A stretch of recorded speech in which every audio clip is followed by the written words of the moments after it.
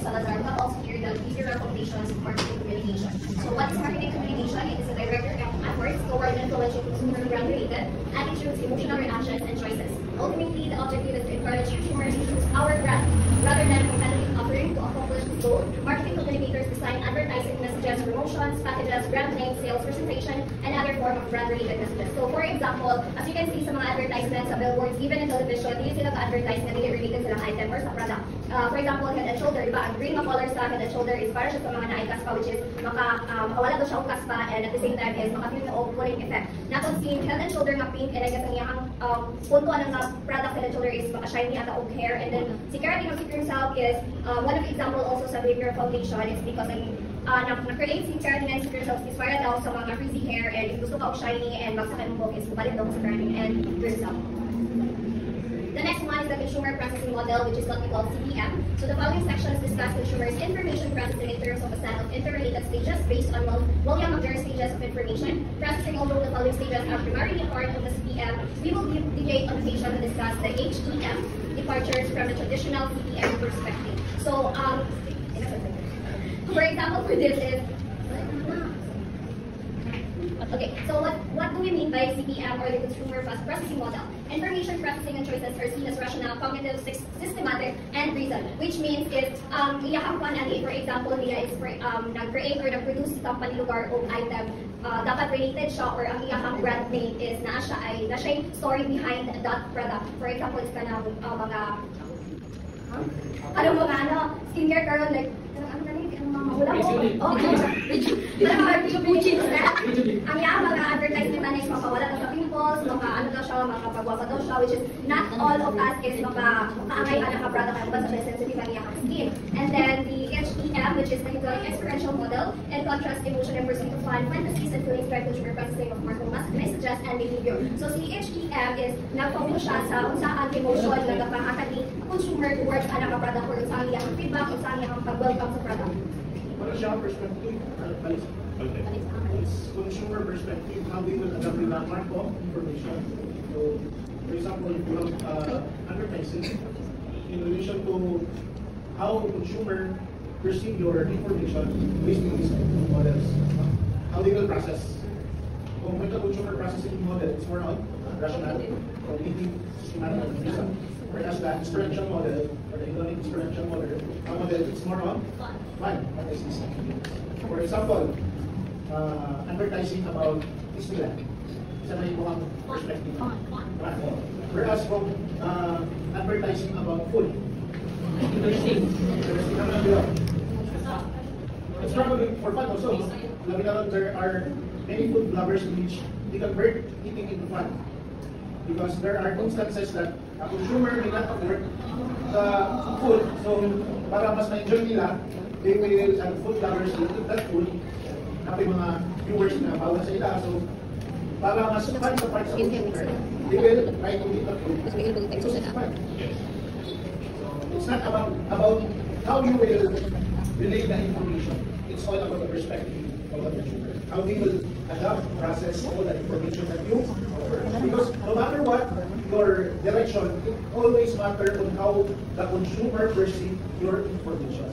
That's why tayo mga misinterpretation. That's why before they proceed sa model, they identify nila dito sa integrated marketing communication, kung saan ang mga factors that will affect the communication, mga barriers. So we have here the 8 stages of CPM, including the HEM. So stage 1 is being exposed to information, and stage 2 being attention, comprehending accepted information, agreeing with comprehended information, and obtaining accepted information in memory, retrieving information from memory, and deciding the alternative action on the basis of the decision. So those 8 stages will be discussed also. So we have the stage 1, which is being exposed to information. The marketing communicator's fundamental task is to deliver messages to consumers who, if it is expected, will process the messages. So understand the brand positioning, and if the positioning is congenial with the consumers, preference structure undertakes course of action advocated by the marketer. So for example, if you are the owner of that product, your main goal to your product is to promote it, which is how do you promote your product? I-promote ninyo siya based sa kung unsa po, or masabdan siya ni consumer ninyo kung unsa upaasa din ang product. And as a consumer also, di ba hindi basta-basta mapalit yung product, especially if kana siya sa mga cosmetics or para sa atong lawas, kaya syempre makasata sa directions niya, sa iyang mga ingredients, if hindi ba siya pwede ba siya sa atua or makaharap ba siya sa atua. Next is paying attention. So many people use the expression paying attention in reference to whether someone is really listening to you and thinking about what a speaker such as a teacher is saying, or whether his or her mind is wandering off into his own world of thought. Just like you guys, sometimes hindi mo kapaminaw kaya naman yung kaugaliwan na kalimutan. And for example, if you're a consumer, dapat mag-pay attention to guys, especially natin mga consumer na kami tikulos when it comes sa mga product, mga electronic or pagkaon, or even mga sinina nato, grabe kita ka kanang kamili or sa mga lalaki pa is more on, if nasa like more unbranded din na sila. So, ang branded. And as also a product owner or a company owner, our main goal also is to produce a product na of course, malugan pa sa consumer ang pangalan nila is dato na sila. Can you please go back to stage? These are the stage which is crucial for us. How we handle, how you will get attention, full attention of your consumer. Because no matter what, if the consumer is being exposed and the information is somehow hindi siya relatable sa consumer, automatic, hindi na siya mamusid sa stage 2. Hindi na siya balik-balik. So muna ang number 1 problem sa ito. That's why you have to study all about consumer behavior, the biases, because the decision making, it is important to know the biases. Wala na bilog ka ba? Wala na highlight. Sa book. Naman po may subject na consumer behavior. Ako lang i-accounts ko na may bias. Because every person has its own bias. Isa rin yung bias. Isa rin yung mga bias. Pwede naman yung ginagawa.